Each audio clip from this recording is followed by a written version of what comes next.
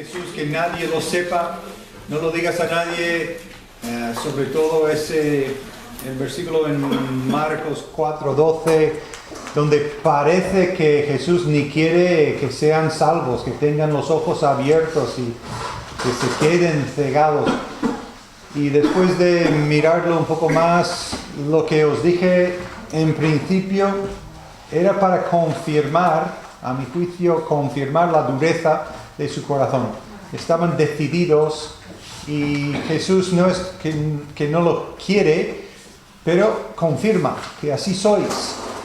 Y me vino a la mente lo que pasó con Faraón, que Dios dijo al principio que él, Dios, iba a endurecer su corazón, pero hay como 8 ejemplos. Las 8 primeras veces que se endurece el corazón, él mismo tiene el corazón endurecido. Y al final Dios confirma. Dijo antes, porque Dios es omnisciente, sabe cómo va a acabar. Pero no lo hace hasta que el hombre se decide endurecerse. Y el otro es porque no había llegado la hora de Jesús todavía. En Juan capítulo 7, por lo menos 3 veces ahí, en Juan 7, 8, 30 y 44, y en Juan 8, 20, nadie podía tocarle, porque no había llegado su hora. Y en vez de frustrar, quizás Jesús, en vez de provocar que intentaran tocarle, él dijo: no digáis nada a nadie, porque no ha llegado mi hora. No dijo en Marcos eso, pero en Juan es que no había llegado su hora. Entonces no era tiempo para, como dijo a su madre cuando convirtió el agua en vino: mujer, no es mi tiempo todavía. Sin embargo lo hizo, pero no era tiempo todavía para descubrirse al mundo. Él iba a funcionar bajo los principios de Dios, la soberanía de Dios. Entonces, esa es mi respuesta. ¿Hay algo que alguien más ha pensado sobre eso para añadir? Adelante, si hay comentarios. Vale, pues vamos a repasar lo que hay que hacer según el plan de estudios. Estamos ya en la 4ª semana. Dice que nos toca hoy Lucas. Vamos a ver hasta dónde lleguemos. Para la semana que viene hay que leer Juan, capítulos 1 al 12. No hay versículo para memorizar. Y para el nivel C hay que preparar y entregar la semana que viene el siguiente trabajo sobre esta síntesis de las declaraciones de Jesús en la cruz. ¿Vale? ¿Alguna pregunta sobre eso? Vale. Pues vamos a los apuntes entonces. Estamos en la 3ª hoja. Lo dejamos sin decir todo lo que se puede decir del Sermón del Monte. Vamos a tener que dejar el Sermón del Monte aparte de momento, sin olvidarnos nunca del sermón, porque es un gran guía. Pero vamos a ir a Mateo capítulos 8 y 9. En vuestros apuntes tengo allí milagros, el poder de Jesús.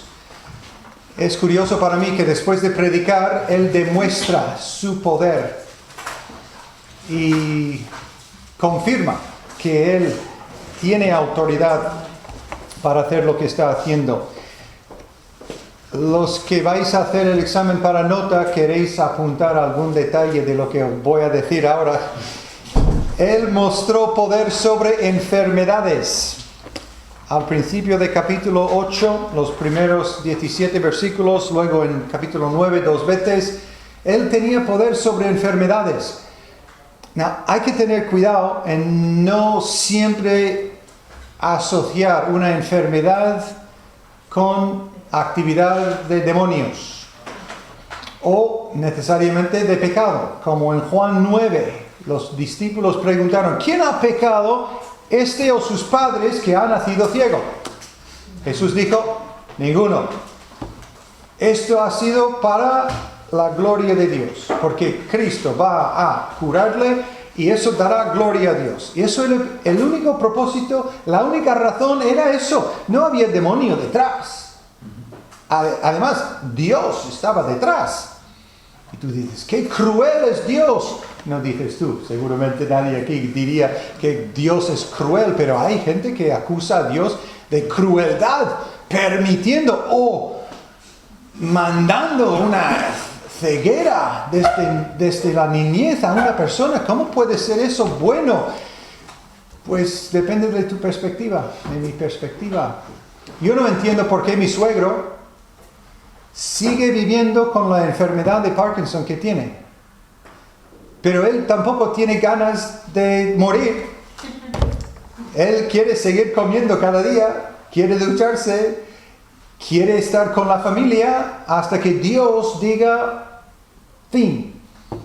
Ahora, ¿por qué sufre? Un hombre fiel, un hombre que ama a Dios. La muerte es cruel. ¿Y de dónde ha venido la muerte? Paga del pecado. Dios ha designado eso como la paga. Tenemos la culpa, no Dios. Es su condena, pero nos condenamos porque pecamos. Así que Él tiene poder sobre enfermedades, también sobre la naturaleza.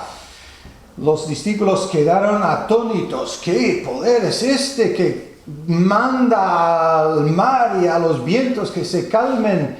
Y Él tiene poder sobre la naturaleza, que para mí confirma que Él es el creador. Si Él sabe hacer viento, sabe parar el viento. Es muy sencillo, confirma nuestra fe. También tiene poder sobre demonios. Parece que he oído que ha habido épocas de actividad demoníaca durante la historia. Y parece que Jesús vino justo en un momento de mucha actividad demoníaca en ese tiempo. Y Él echó fuera muchos demonios para que no volviesen otra vez a molestar a estas personas. Y también sobre la muerte. En capítulo 9, versículos 18 al 26, levantará a alguien de la muerte, que nos da también a entender que Él mismo se levantará de la muerte por su propio poder. Así que hay 4 muestras del poder de Jesús en capítulos 8 y 9 de Mateo. Luego en capítulos 10 al 12 tenemos el llamado y el envío de los apóstoles, varios mensajes y más milagros. Y también, si queréis apuntar, el comienzo de su lucha con los fariseos. Comienza de su lucha con o contra los fariseos.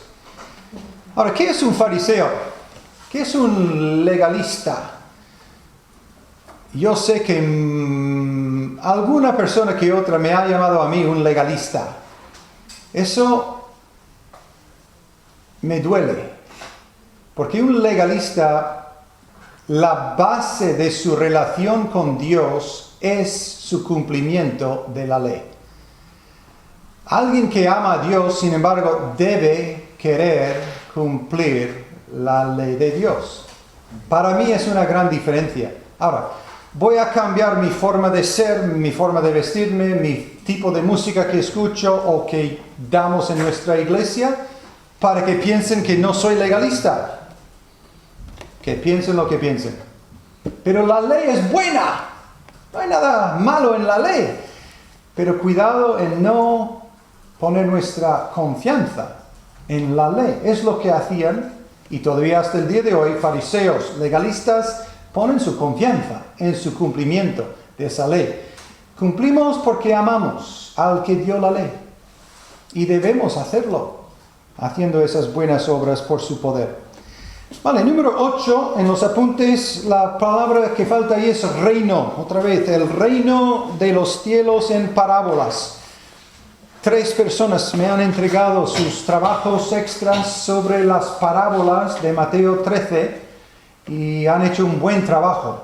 Cada uno ha recibido un 9 o más, porque lo habéis pensado bien. Y quiero destacar algunos detalles aquí en los apuntes Primero, es una revelación de la forma misteriosa del reino. Él usa parábolas para enseñar algo. Y es un método muy efectivo, porque hace a las personas parar y pensar, ¿qué quiere decir con eso? Levadura, por ejemplo, la levadura. Yo conozco a personas, igual tú mismo, dirías que, bueno, la levadura en la Biblia es un símbolo de pecado. ¿Lo habéis escuchado? Generalmente es que sí. Pero el reino de los cielos es semejante a la levadura. No puede ser que siempre simboliza el pecado. He oído a alguno intentar meter esta parábola en su esquema de que siempre es pecado. Y esa misma persona típicamente dice, pues ves que hay cizaña que entra en la iglesia. Pero los tres que han hecho sus trabajos han destacado bien. El campo no es la iglesia. ¿Qué es el campo? El mundo. ¿Cuál es el problema? Sí, tristemente, el mundo, su influencia, entra a veces en la iglesia, en distintas formas. Y tristemente, nuestra iglesia no sale al mundo. Individualmente vivimos en el mundo, pero como iglesia no tenemos esa influencia de sal y luz como debemos tener en este mundo. Y eso, como no estamos atacando al mundo, el mundo consigue atacarnos a nosotros. Y tristemente, al final, el mundo entra. En vez de nosotros invadir su territorio, al final invade el nuestro. Pero el campo es el mundo. Esto dice Jesús, hay que salir al mundo como iglesia, individualmente y corporalmente, para tener una influencia en el mundo. Y no tenemos por qué dejar entrar en la iglesia nada del mundo. Nosotros tenemos que atacar ahí y no permitir que nos ataquen dentro de la iglesia. Entonces hay que tener claro que el mundo es el campo, como dice Jesús aquí. Ahora, aquí tengo el segundo apunte bajo el reino de los cielos en parábolas. Las identificaciones son las mismas si no se indica algo diferente. ¿Qué quiere decir eso?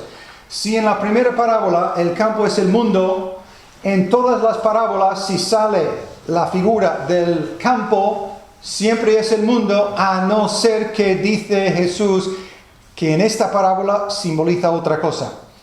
Son todas parábolas vinculadas, está hablando de su reino y hay que tener en paralelo todos esos detalles. El sembrador, en capítulo 13, 1 al 9 y 24 al 30, es Cristo o Dios, es que está sembrando.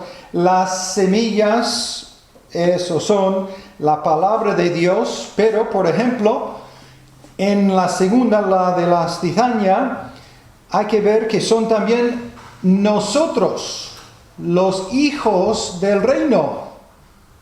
¿En qué sentido? Pues nosotros viviendo una vida de fruto que demuestra que hemos sido transformados por la gracia de Dios, Dios nos siembra en este mundo. Nuestro pastor solía decir algo, a ver si puedo traducirlo bien, porque él no hablaba castellano bien. Él solía decir que nuestra iglesia no debe de ser un museo para demostrar la grandeza del cristianismo, sino un hospital para atender a los heridos. No debemos venir aquí. Mira, qué bien, qué guapo, mi corbata, ¿te gusta? Es no sé qué marca. Vestirte bien, honrar a nuestro Dios, portarte bien. ¿Sabes que 2 de Timoteo 3:15 habla de cómo debemos comportarnos en la iglesia de Dios? Hay que enseñar a los niños a no correr, porque si corren, pobre Ramón se va a caer. Casi se cae ya por su cuenta. Si un niño viene...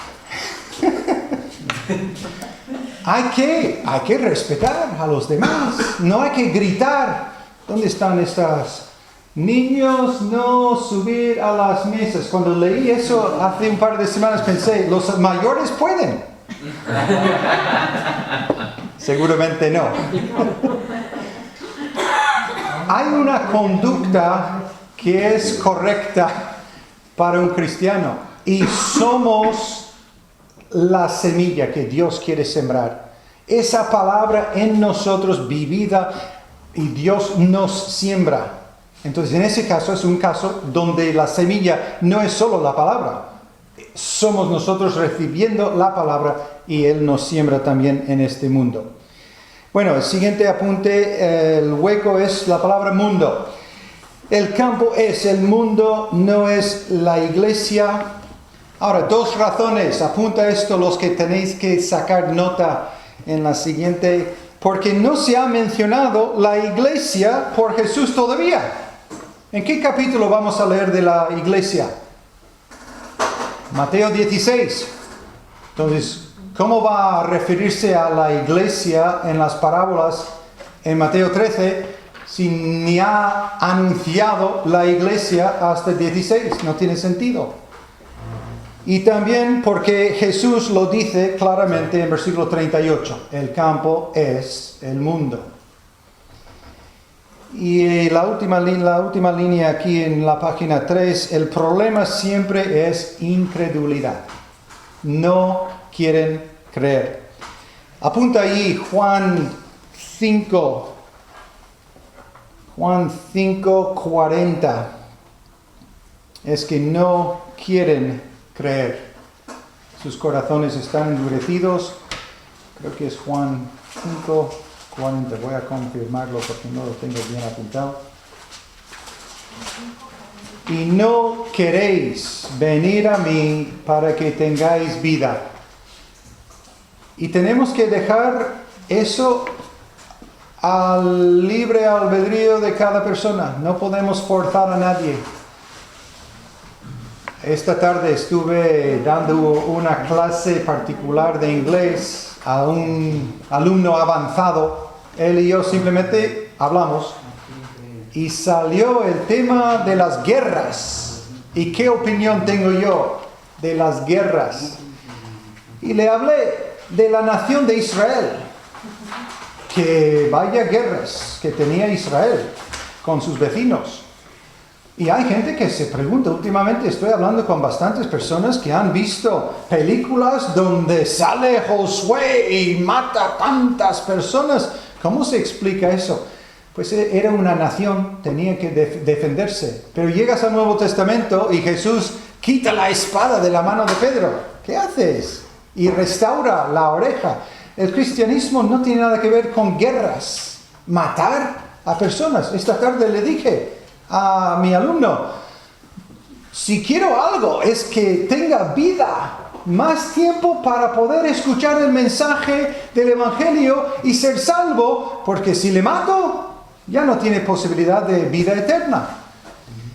Y son preguntas lógicas.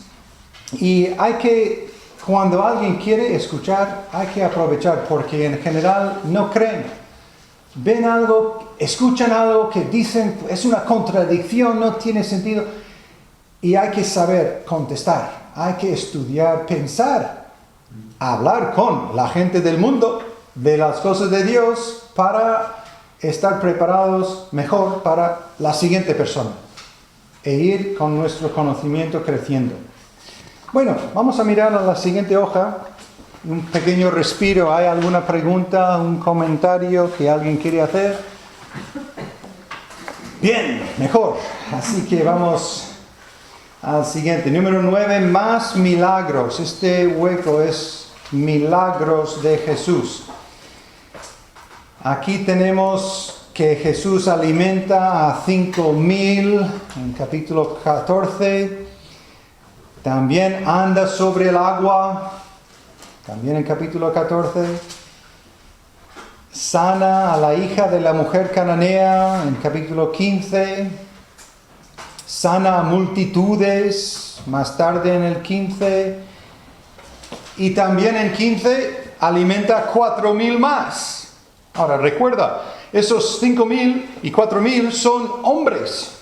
¿Quién sabe cuántos han venido con sus familias? Es enorme el poder que tiene Jesús y hace esos milagros para mostrar que Él es Dios, es el Mesías prometido para Israel y Él está haciendo estas obras para la gloria de su Padre y para el bien de las personas. Número 10, Cristo anuncia su iglesia. Ya llegamos a capítulo 16. Ahora vamos a mirarlo. Mira en tu Biblia, Mateo capítulo 16. Me figuro que ya habéis oído muchas veces las dos palabras diferentes que Cristo usa cuando habla de Pedro. ¿Qué significa Pedro? Piedra. Entonces cuando Jesús dice, y sobre esta roca edificaré mi iglesia, para ti en castellano es diferente una piedra que una roca. Para mí sí.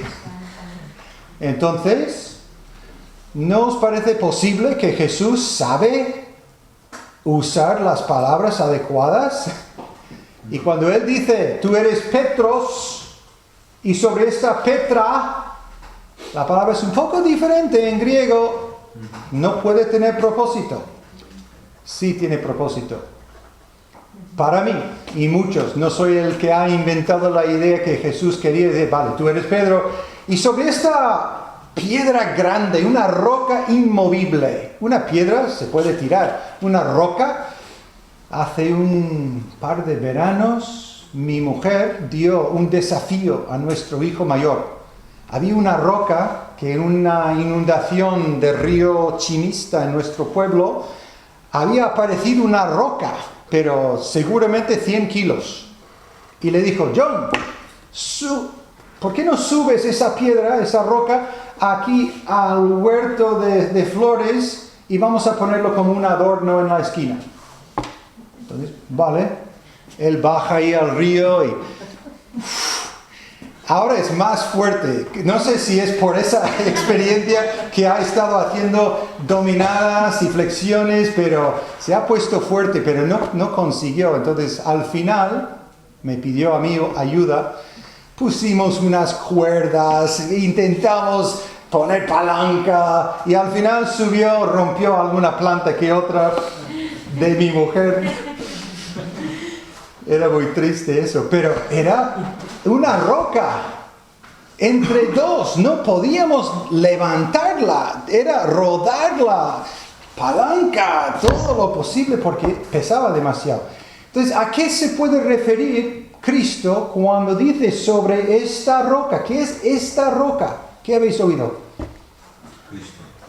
Cristo, la declaración de Pedro. Pedro acaba de declarar que tú eres el Cristo. Pues sobre eso, sobre lo que tú has dicho, Pedro, gracias por decírmelo, sobre eso, sobre mí mismo, voy a edificar mi iglesia. Y eso es lo que queremos creer. Y además, Pedro, ¿no os parecería lógico que Pedro, al escribir sus epístolas, diría, oye, por cierto, ¿recuerda lo que dijo Cristo? Que sobre Pedro, sobre mí, iba a edificar su iglesia. Escúchame, sígueme. No tendría que ser orgullo. Si era la verdad, Pedro tendría que decirlo. Y Pedro mismo destaca que Cristo es la piedra angular. Él mismo sabía perfectamente lo que Cristo quería decir y lo declara en su primera epístola, capítulo 2. Entonces no tenemos por qué ceder a ninguna otra iglesia, que hay que tener un papa y sucesores de papas hasta el día de hoy y hay que seguirles a ellos. No es necesario, seguimos a nuestra cabeza, el Señor Jesucristo. Así que esa roca es la palabra Petra y Pedro es Petros con ese al final, o sigma en griego. Vale, número 11, Cristo va hacia y llega a Jerusalén. Y mira cuántos capítulos tenemos bajo el 11. Del 16:21 hasta 39. 7 capítulos enteros y una parte del 16 también. Bueno, primero hay un pequeño hueco allí, poner en ese hueco, Cristo predice su muerte. Es muy importante saber que Cristo fue a la cruz voluntariamente. Ellos le mataron, pero Él se sacrificó a sí mismo, ¿verdad? Estamos en el 11, hay un pequeño hueco antes de que Cristo en el monte de la transfiguración, ese hueco, poner primero, porque esto dice primero, predice su muerte antes de que aparece en el monte de transfiguración en Mateo 17. Entonces Él sabe que su hora se está llegando. En el huerto de Getsemaní va a orar, si es posible, pase de mí esa copa. Sin embargo, no mi voluntad, sino la tuya sea hecha. Él va voluntariamente. Claro, por su propia voluntad, ¿quién quiere morir? Nadie quiere morir, pero Él lo hace por amor a nosotros, en obediencia a su Padre, va a la cruz y lo anuncia antes para que los discípulos supieran que es hacia donde va. Luego en Mateo 17 tenemos Cristo en el monte de transfiguración. En capítulo 18, versículos 1 al 9, en ese hueco añadir que el mayor en el reino de los cielos. ¿Quién es el mayor en el reino de los cielos? ¿Cómo es esa persona que es el mayor? ¿Tiene ciertos títulos universitarios? ¿Tiene mucho dinero? ¿Tiene el padre y el tío en el gobierno? Aquí en este mundo sí, tienes que tener enchufe, mucho dinero. En el reino de los cielos es el humilde, el que sirve. Qué diferente es nuestro reino. No es nuestro, estamos en el reino de Cristo. El mayor en el reino de los cielos, porque su reino es diferente. Luego también en Mateo 18 tenemos la oveja perdida. También tenemos la iglesia de Cristo y la disciplina. Vamos a mirar eso en capítulo 18, versículos 15 al 20. Y quiero destacar algún apunte importante. En versículo 15 dice, por tanto, si tu hermano peca contra ti, ve y repréndele estando tú y él solos. Si te oyere, has ganado a tu hermano. Pregunta, ¿qué pecados entran en lo que Cristo dice aquí? Si tu hermano peca contra ti. Una ofensa. ¿Qué ofensa? Hay ciertas ofensas que merecen obedecer a esto. ¿Cuáles son? Yo creo que todas las que afectan al testimonio personal. ¿Vale? Y el testimonio de Cristo, por supuesto. Ahora, ¿qué pecados son esos? Todos.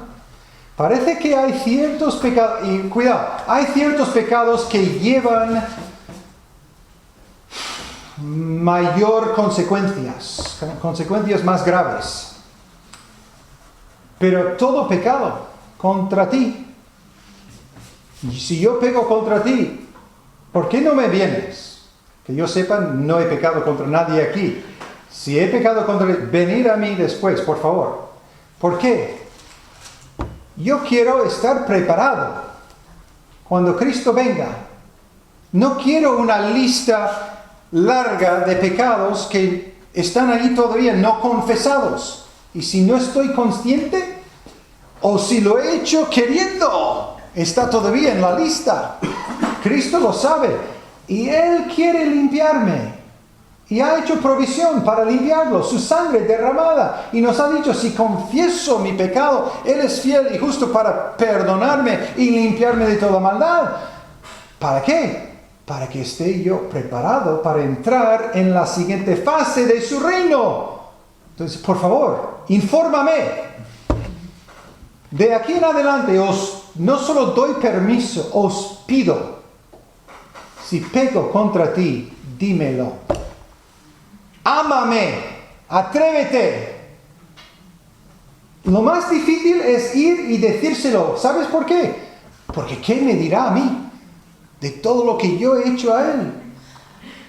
Y es un riesgo, porque si tú vas, seguramente la persona está sorprendido.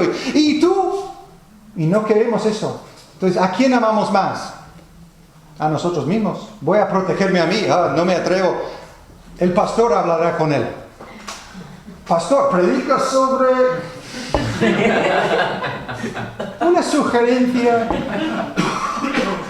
Dios puede, y Él hará como Él quiere, pero aquí nos dice, el que peca, no es solo cierta lista de pecados que entran aquí. También, cuando dice en versículo 16 en adelante, mas si no te oyere, toma aún contigo a uno o dos, para que en boca de 2 o 3 testigos conste toda palabra. Una pregunta, ¿testigos de qué? ¿Del pecado que originó el encuentro? No, Ramón dice que no. ¿Testigos de qué? Del encuentro. Del encuentro cuando vayas. Vete solo, y si él no te escucha, lleva 2 o 3 testigos, y vamos a escuchar todos cómo responde este hermano cuando le digo otra vez, testigos de eso. No tienes que buscar testigos de lo que ocurrió hace cualquier tiempo o en cualquier situación. Testigos del encuentro, exactamente. Bueno, vamos a seguir en capítulo 19. En capítulo 19 Jesús habla del matrimonio. Vamos a mirar en capítulo 19. Y lo digo con mucho cuidado, que Jesús aquí no habla solamente del divorcio, del repudio. Le interesa más el matrimonio.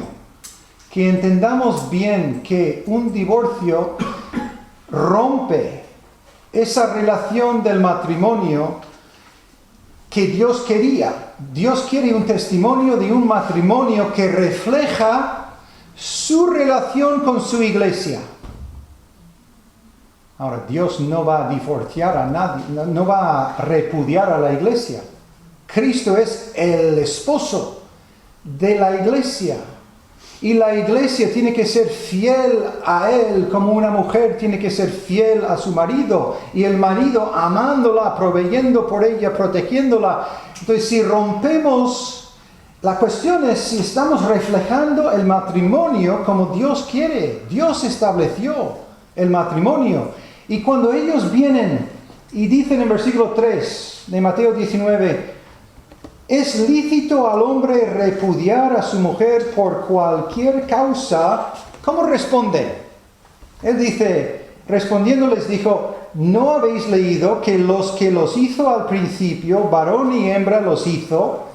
Y dijo, por esto el hombre dejará padre y madre y se unirá a su mujer, y los dos serán una sola carne. Así que no son ya más dos, sino una sola carne.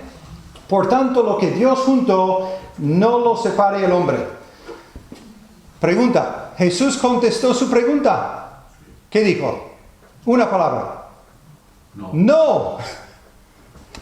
Dice, por tanto, lo que Dios juntó, no lo separe el hombre. No hay ningún caso que hay que divorciarse. Ahora, las leyes humanas lo permiten. Incluso la ley de Moisés fue permitido, pero no obligado. Nadie tiene que. Y tenemos que confiar en Dios. Fácil no será.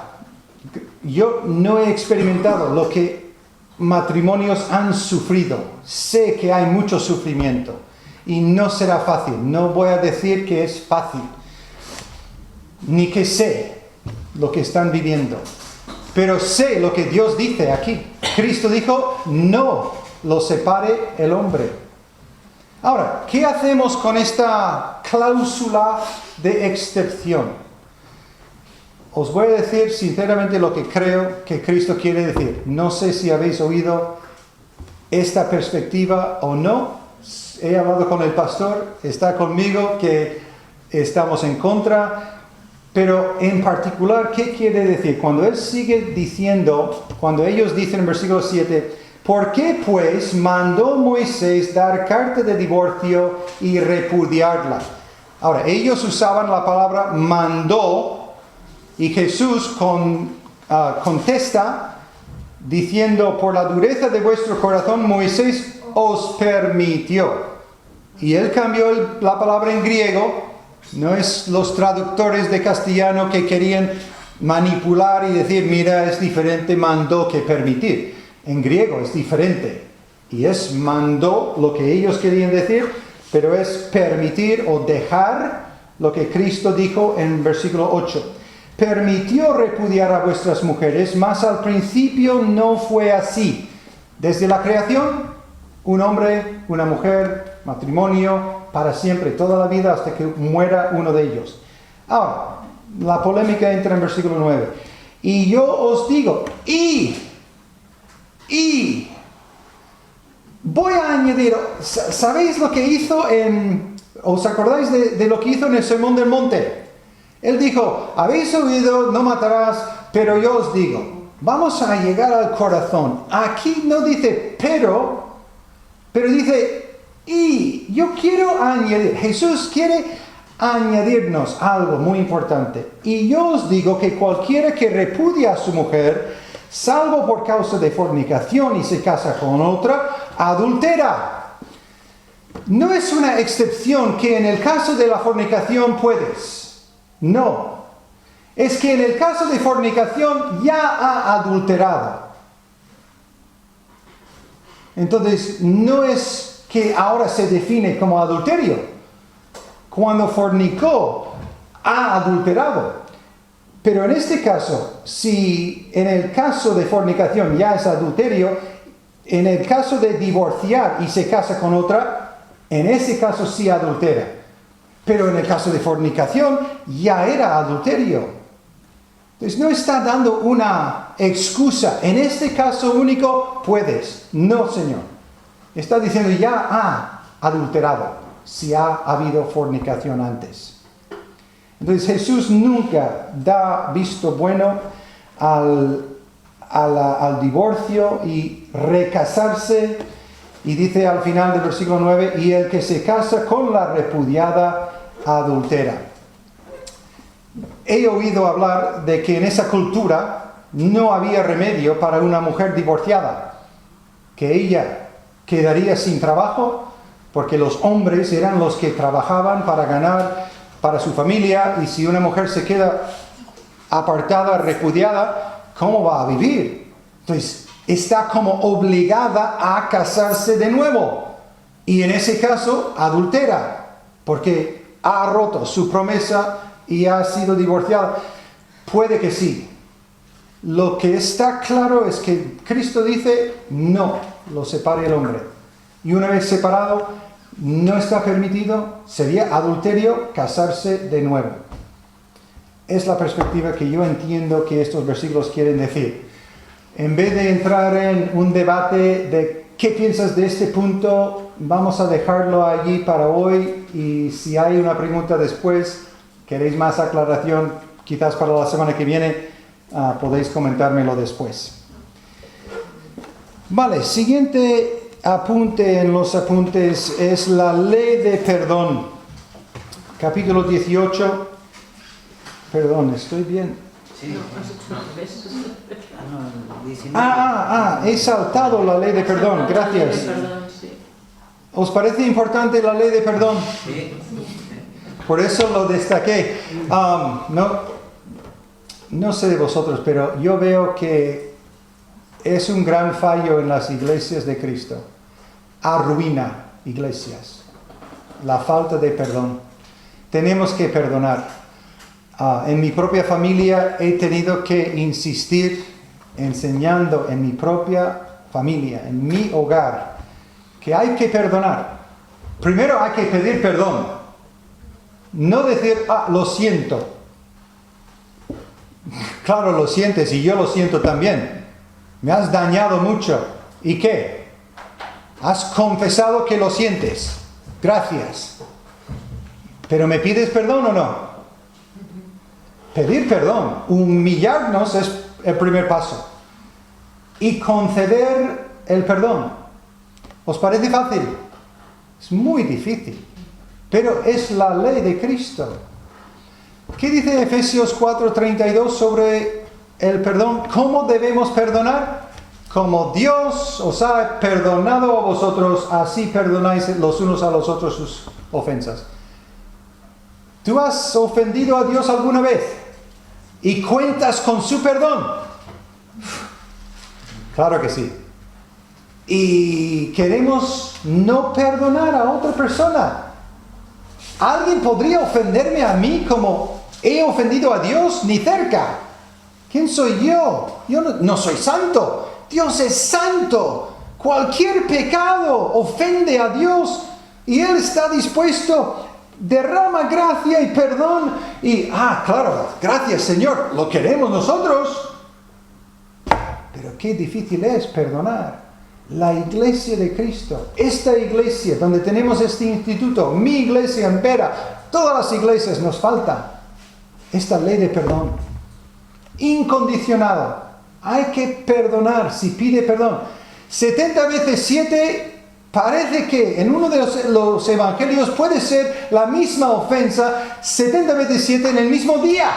No hay tiempo. 490 veces. No he hecho los cálculos últimamente, pero eso es bastante repetidamente. Cada hora, no sé cuántas serían. Hacer los cálculos. 4 veces a la hora o algo así.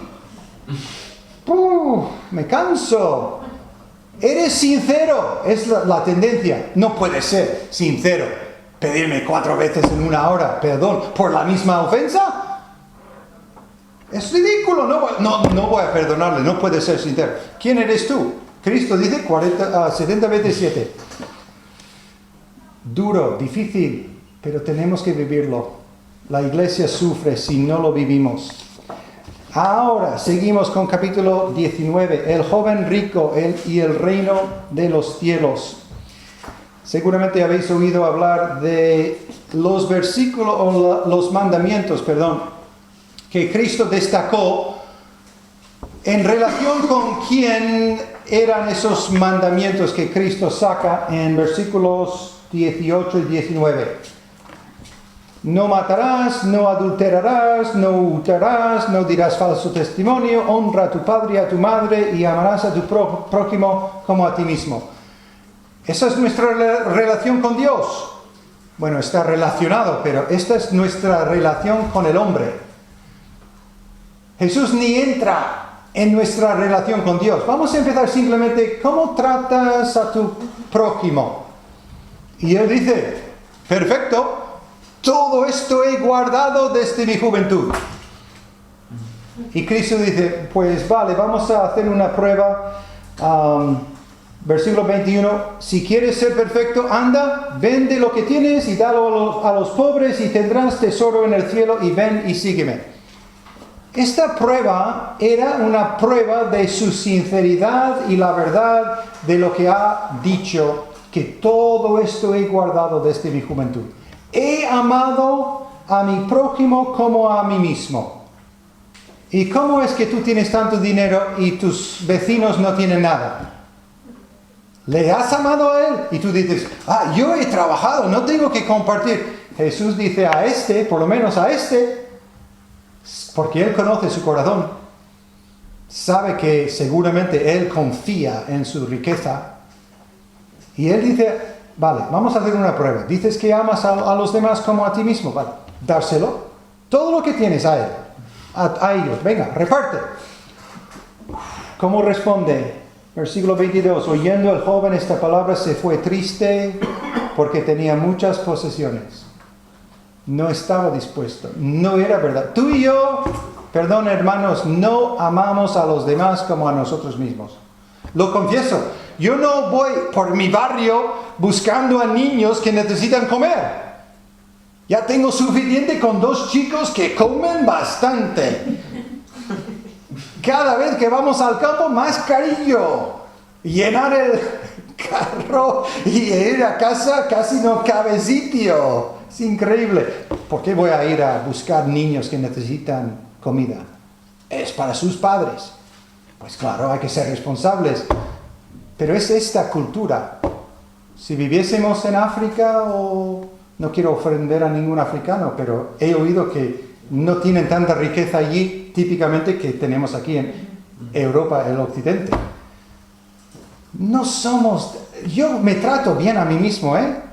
Yo cada mañana me levanto, de verdad, pongo la sábana. Cuando era joven, dejarlo. Esta noche voy a entrar como he salido, déjalo. Estará preparada para mí. Ahora no, quiero que esté tieso y preparado para volver a entrar. Pero he tenido que aprender eso de mi mujer. Nos tratamos bien. Yo como bien. No me preocupo. Yo soy egoísta de naturaleza, pero no soy como dice que es. Sí, les he amado como a mí mismo. Tenemos que empezar a vivir el Evangelio. Cuando Dios te toca, dar algo. Dar. Simplemente dar. Sin esperar nada en cambio. Siguiente apunte, una parábola y el liderazgo en el reino. ¿Cómo son los verdaderos líderes en el reino? Capítulo 20. Como niños. Hay que ser humildes, hay que ser siervos. Versículos 27 y 28 de capítulo 20. Y el que quiera ser el primero entre vosotros será vuestro siervo. Como el Hijo del Hombre no vino para ser servido, sino para servir y para dar su vida en rescate por muchos. Eso también, ¿dónde está en Marcos? 10:45, hemos memorizado para la semana pasada. Bien, pues estamos avanzando aquí. Un pequeño respiro para mí. A ver si quiero destacar otra cosa aquí. No, os voy a librar de otro apunte ahí. Seguimos con lo que tenéis ahí delante, la entrada triunfal en Jerusalén, capítulo 21, y la purificación del templo por segunda vez y parábolas. ¿Qué os parece la actuación de Cristo limpiando el templo? ¿Está bien lo que hizo y cómo lo hizo? ¿Tiene derecho? Derecho tiene. ¿Habéis oído hablar que Cristo se enfadó y pecó cuando lo hizo? Pecó. ¿Alguien podría culparle de enfadarse pecaminosamente? Tú y yo sí. Seguramente mi tendencia cuando estoy arbitrando es corregir excesivamente. De pitar la falta y... estrangular no, nunca he tocado a nadie, pero quiero que aprenda a no volver a hacerlo en la cancha donde estoy pitando yo. Cuidado. Mi orgullo sale, pero Cristo estaba representando. Era su casa. Hablaba de la casa de mi padre, pero él y su padre son dueños de lo mismo. Estaba limpiando correctamente. Eso es enfadar, ¿cómo es el versículo? No me acuerdo dónde está. Enojaos, airaos, pero no pequéis. Es Cristo. Ahora, aprender de Él. Defender la justicia, no mis principios, mis derechos, entre comillas. Hay que defender lo que Dios tiene como importante. Luego, en versículos 17, 28 y 36 de este capítulo 21, hay una parábola y 3 preguntas importantes hechas por los fariseos y saduceos. No os voy a dar los apuntes que tengo aparte. Me daba pena, tanta pena, que tendría que correr tanto por estos apuntes hoy, que prediqué un mensaje el domingo pasado sobre este punto y les dije que no me iba a dar tiempo en la clase, así que tenía que predicarlo. Mirad capítulo 21 si queréis ver esas 3 preguntas importantes y las respuestas de Cristo. Luego, unos avisos en capítulo 23 para los fariseos y escribas sobre la hipocresía. Apunta ahí a la derecha, la hipocresía. Tú has sido culpable de ser hipócrita alguna vez? Seguramente todos. No somos perfectos, pero hay que tener mucho cuidado sobre la hipocresía. Ser sinceros, por lo menos decir la verdad. No sé cuántas veces he confesado que cuando estoy en mi despacho, quizás estoy mirando una noticia de deportes. Tengo mucho interés en el deporte. Mi padre era director de no era compañía, era un tipo de club deportivo, YMCA, de hace años, y nos metió en el deporte. No es pecado, pero puede ser pecado el tiempo que metemos. Entonces estoy mirando esa última canasta de no sé quién y oigo pasos bajando la escalera. ¡Cierra! No quiero que sepan que estoy mirando otro resumen de otro partido. ¿Cuántos partidos sueles ver tú? Ahora, ¿por qué lo hago?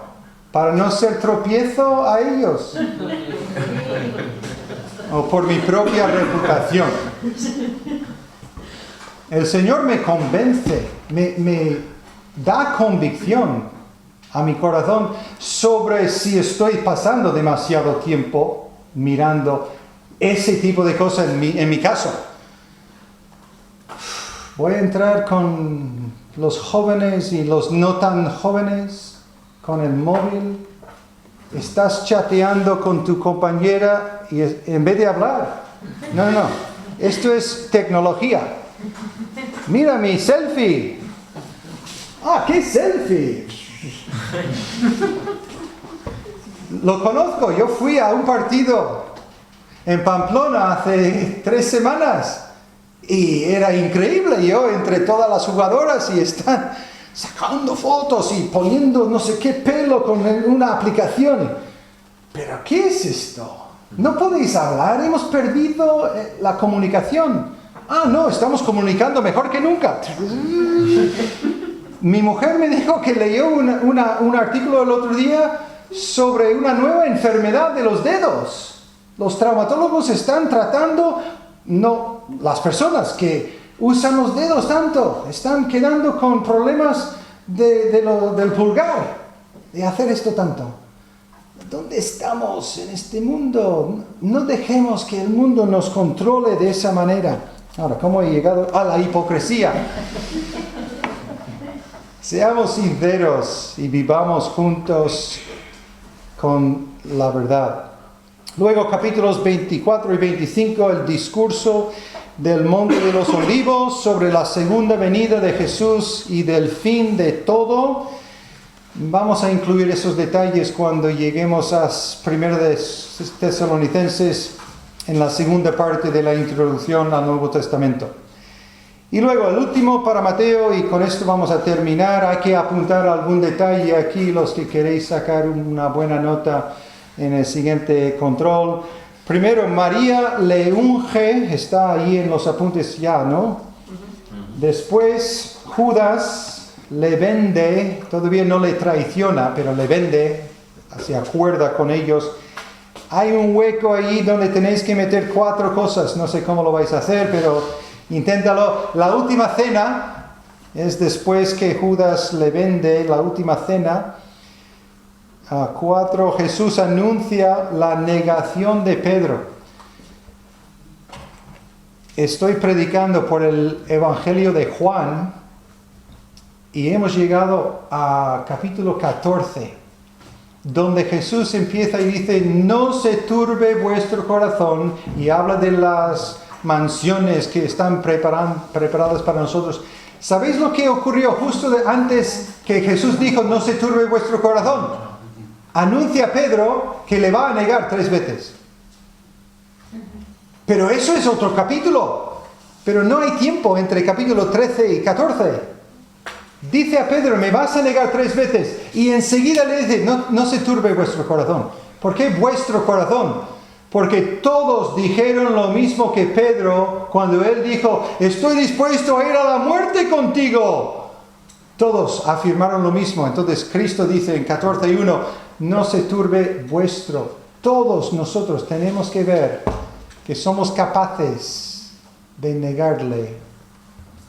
¿Tienes vergüenza del Evangelio alguna vez? ¿No quieres declararte cristiano por lo que dirán los demás? Pablo dijo, no me avergüenzo del Evangelio, Romanos 1. Pedro tuvo vergüenza después de decir, yo nunca. Cuidado con decir nunca. Nunca digas nunca. Luego Jesús en Getsemaní, capítulo 26. Luego Jesús ante Caifás.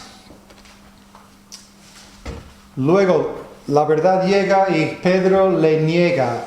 Ese hueco es la palabra niega. Pedro le niega esas 3 veces. Luego veis otro hueco allí, poner Jesús ante Pilato. Jesús ante Pilato. Jesús es crucificado y no sé por qué tengo un hueco allí entre esa línea y la siguiente. No hay nada para meter entre Jesús es crucificado y la resurrección y la gran comisión. Pues vamos a dejarlo allí para hoy. Dios mediante, como os dije al principio, voy a enfocarme en el orden y los eventos, acontecimientos de Mateo para el contenido de los sinópticos. Pero hay algunos detalles que Marcos incluye, perspectivas, Lucas también, y la próxima vez, Dios mediante, vamos a ver esos detalles y entraremos en Juan cuando podamos. Pues vamos a terminar con una palabra de oración y gracias por quedaros conmigo para mucha información hoy. Gracias, Padre, por tu Hijo, nuestro Señor Jesús. Gracias por su vida perfecta, sus enseñanzas eternas y profundas. Permítenos, Señor, entrar en lo que es andar en sus pisadas, incluso en sus sufrimientos. Y sabemos que tú serás fiel. Me pregunto si nosotros seremos fieles. Haz, Señor, tu obra en nosotros para que estemos preparados para aquel día y seamos fieles, dignos de nuestro Señor Jesús por su gracia. En el nombre de Cristo. Amén.